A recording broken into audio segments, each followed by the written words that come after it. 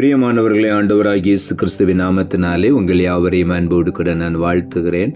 ஆண்டவர் கிருபையாய் நமக்கு கொடுத்த இந்த புதிய நாளுக்காக முதலாவது நாம் ஆண்டவருக்கு நன்றி சொல்லுவோம். பாவ சாபங்கள் சுமந்தாரே, பாவியை மீட்க பாடுபட்டார். பாவமில்லாத தேவகுமாரன் பாதகன் எனக்காய் தொங்கினார். கொல்கோதா மேட்டினிலே கொடூர பாவி எந்தனுக்காய் குற்றமில்லாத தேவகுமாரன் குருதி வடிந்தே தொங்கினார். இந்த நாளுக்கு என்று ஆண்டவர் கொடுக்கிற ஒரு வார்த்தை 1 பேதுருவின் புஸ்தகம் 2ஆம் அதிகாரம் 24வது வசனம். 1 பேதுரு 2:24. அவர் தாமே தமது சரீரத்திலே நம்முடைய பாவங்களை சிலுவையின் மேல் சுமந்தார், அவருடைய தழும்புகளினால் குணமானீர்கள் என்று ஆண்டவருடைய வார்த்தை சொல்லுகிறது. ஆண்டவராகிய இயேசு தாமே தம்முடைய சரீரத்தில் நம்முடைய பாவங்களை அவர் சிலுவையின் மேல் சுமந்து விட்டார். அவருடைய தழும்புகள் இன்றைக்கு மாறாததாயிருக்கிறது. அவருடைய தழும்புகளை நாம் தியானிக்கும் பொழுது அந்த தழும்புகளிலிருந்து குணமாக்குகிற வல்லமை புறப்பட்டு வருகிறது. நம்முடைய பாவங்களை கழுவி சுத்திகரிக்கிற வல்லமை புறப்பட்டு வருகிறது. சாபங்களை மாற்றுகிற வல்லமை புறப்பட்டு வருகிறது. நோய்களை, வியாதிகளை குணமாக்குகிற வல்லமை வருகிறது. பாவத்தின் நிமித்தம் அந்த வியாதிகளை குணமாக்கக்கூடிய வல்லமை அவருடைய தழும்புகளில் இருந்து புறப்பட்டு வருகிறது. ஆகவே தான் இங்கே வேதம் சொல்லுகிறது, அவருடைய தழும்புகளினால் குணமானீர்கள் என்று. இந்த நாளில் ஆண்டவராகிய இயேசு கிறிஸ்துவின் தழும்புகளை தியானிக்கும் பொழுது எந்த வியாதியும் அதற்கு முன்னாக நிற்கவே முடியாது. எந்த பலவீனமும் அந்த தழும்புகளை தியானிக்கும் போது அவைகள் நமக்கு முன்னாலே நிற்க முடியாது. அவைகள் எல்லாம் முற்றிலுமாய் மறைந்து போகும். வியாதி நம்மை விட்டு விலகி போகும். பலவீனங்கள் நம்மை விட்டு மறைந்து போகும். ஆகவே அவருடைய தழும்புகளினாலே நிச்சயமாகவே சுகம் உண்டு. மார்க் எழுதின சுவிசேஷம் 2ஆம் அதிகாரம் 5வது வசனத்திலே இங்கே ஆண்டவர் செய்த ஒரு அற்புதத்தை குறித்து எழுதப்பட்டிருக்கிறது. இந்த 5வது வசனம் சொல்லுகிறது, இயேசு அவர்கள் விசுவாசத்தை கண்டு திமிர்வாதக்காரனை நோக்கி, மகனே, உன் பாவங்கள் உனக்கு மன்னிக்கப்பட்டது என்றார். இந்த சம்பவம் நமக்கு நன்றாக தெரியும். ஆண்டவராகிய இயேசு ஒரு வீட்டுக்குள்ளே இருக்கும் பொழுது அதை குறித்து கேள்விப்பட்டு அநேகர் வந்து ஆண்டவருடைய வார்த்தையை கேட்க அந்த வீட்டை முழுவதும் நிரப்பிவிட்டார்.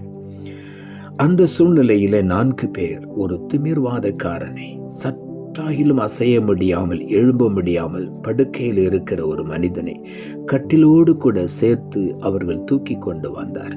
இயேசுவின் பாதத்தருகே கொண்டு வந்து விட்டால் அவனுக்கு ஒரு விடுதலை கிடைக்கும் என்று. ஆனால் அவர்களாலே இயேசுவண்டை வர முடியவில்லை. திரள் கூட்டம் அந்த வீட்டை சூழ்ந்திருந்தது. ஆகவே அவர்கள் 4 பேரும் ஒரு திட்டமிட்டு அந்த வீட்டின் மேற்கூரையை பிரித்து அதன் வழியாக படுத்திருந்த படுக்கையோடு கூட அந்த மனிதனை இயேசுவுக்கு முன்னாக இறக்கி வைத்தார்கள். இயேசு அந்த மனிதனை பார்த்து சொன்ன ஒரு வார்த்தை, உன் பாவங்கள் உனக்கு மன்னிக்கப்பட்டது என்றார். அதை தொடர்ந்து நாம் அந்த சம்பவத்தை வாசிக்கும் பொழுது ஆண்டவர் அவனை பார்த்து சொன்னார், உன் படுக்கையை எடுத்துக்கொண்டு நீ உன் வீட்டுக்கு போ என்று சொல்லி அவன் உடனே எழுந்து தன் படுக்கை எடுத்துக்கொண்டு தன் வீட்டுக்கு போனான் என்று வேதம் சொல்லுகிறது. அந்த 4 பேருடைய விசுவாசத்தை பார்த்து ஆண்டவர் செய்த ஒரு காரியம், அவன் திமிர்வாதமாய் கிடக்கிறான். சற்றாகிலும் எழும்ப முடியாமல், அசைய முடியாமல் கிடக்கிறான். அவனை பார்த்து ஆண்டவர் சொன்ன ஒரே ஒரு வார்த்தை, உன் பாவங்கள் உனக்கு மன்னிக்கப்பட்டது. ஆண்டவர் ஏற்கனவே இந்த உலகத்திலே பாவத்தில் வாழ்கிற ஜனங்களை விடுவிக்கும்படியாகத்தான் இந்த உலகத்திலே வந்தார். வேதம் சொல்லுகிறது, அவர் உலகத்தின் பாவத்தை சுமந்து தீர்க்கிற தேவ ஆட்டுக்குட்டி என்று இயேசு கிறிஸ்துவை முதல் யோவான் ஸ்நாபகன் அறிமுகப்படுத்துகிறார். ஆகவே அந்த பாவங்கள் மன்னிக்கப்பட்டவுடனே அவன் சுகமடைந்தான். ஆகவே தான் வேதம் சொல்லுகிறது, இயேசு தம்முடைய சரீரத்திலே நம்முடைய பாவங்கள் எல்லாவற்றையும் சிலுவையிலே சுமந்து விட்டார். அவருடைய தழும்புகளினால் நாம் குணமாகிறோம்.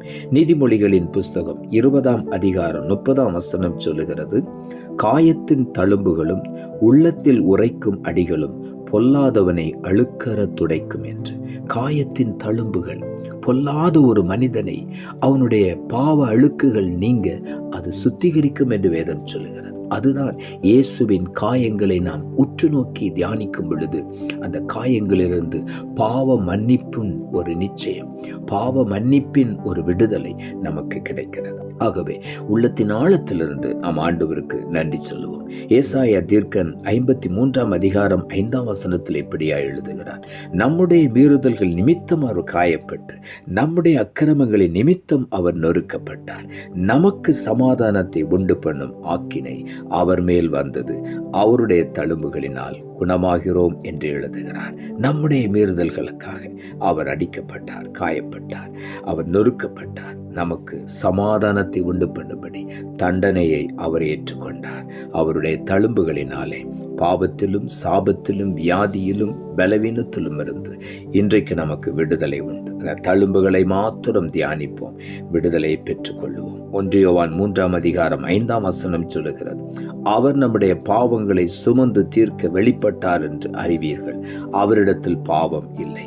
பாவம் இல்லாத பரிசுத்த தெய்வம் நம்முடைய பாவங்களை தன்னுடைய பாவங்களாக ஏற்று சுமந்து தீர்க்க வெளிப்பட்ட தேவன் எல்லா பாவங்களையும் சாபங்களையும் நோய்களையும் ரோகங்களையும் சுமந்து தீர்த்து அவருடைய தழும்புகளினாலே இன்றைக்கும் ஒவ்வொரு மனிதனுக்கும் விடுதலை சுகத்தை தந்து கொண்டே இருக்கிறார். ஆகவே உள்ளத்தின் ஆழத்திலிருந்து ஆண்டவருக்கு நாம் நன்றி சொல்லுவோம். அந்த தழும்புகளை தியானிப்போம், விடுதலையை சுகத்தை பெற்றுக்கொள்வோம். நாம் ஜெபிப்போம். அன்புள்ள ஆண்டவரை, கிருபையானி கொடுத்த இந்த புதிய நாளுக்காய் மறுபடியும் எமக்கு நன்றி செலுத்துகிறோம். ஆண்டவர் கொடுத்த ஜீவனுள்ள வார்த்தைக்காக நன்றி. அவர் தாமே தமது சரீரத்திலே நம்முடைய பாவங்களை சிலுவையின் மேல் சுமந்தார், அவருடைய தழும்புகளினால் குணமானீர்கள் என்ற வார்த்தையை கொடுத்தேன். அந்த வார்த்தை சொல்லுகிறது, அவருடைய தழும்புகளினால் குணமானீர்கள் என்று. ஆண்டவர் ஏற்கனவே நம்மை குணமாக்கி விட்டார் என்று இந்த வார்த்தை சொல்லுகிறது. ஆகவே இன்றைக்கு இந்த தழும்புகளை தியானிக்கிற, இந்த வார்த்தைகளை கேட்டுக்கொண்டிருக்கிற ஒவ்வொருடைய சரீரத்திலும் இருக்கிற குற்ற உணர்வுகள், மனதில் இருக்கிற குற்ற உணர்வுகள், அது நிமித்தமாய் சரீரத்தில் வந்த பாடுகள், பலவீனங்கள், வியாதிகள், எல்லா ரோகங்களையும் சாபங்களையும் சிலுவையிலே முறித்து போட்டீரே. அந்த தழும்புகளினால் இப்பொழுது ஒவ்வொருவருக்கும் சுகம் உண்டாவதாக, பாவ உணர்வுகளிலிருந்து விடுதலை உண்டாவதாக, குற்ற உணர்வுகளிலிருந்து விடுதலை உண்டாவதாக, சரீர பலவீனத்திலிருந்து விடுதலை உண்டாவதாக, தீராத வியாதிகளை பல நாட்களாய் சுமந்து கொண்டிருக்கிற ஒவ்வொருடைய சரீரத்திலும் இயேசு கிறிஸ்துவின் தழும்புகளிலிருந்து வரக்கூடிய வல்லமை ஒவ்வொருவரையும் குணமாக்கும்படி ஜெபிக்கிறேன். நீர் அப்படி செய்கிறபடியினாலும் உமக்கு நன்றி. நீங்கள் விசுவாசித்தால் தேவனுடைய மகிமையை காண்பீர்கள் என்ற வார்த்தையின்படி தழும்புகளை விசுவாசித்து ஒவ்வொருவரும் ஒரு தெய்வீக சுகத்தை, விடுதலை பெற்றுக்கொள்ள உதவி செய்யும். தாழ்த்துகிறோம். இரட்சகர் இயேசுவின் நாமத்தில் ஜெபிக்கிறோம் நல்ல பிதாவே, ஆமென்.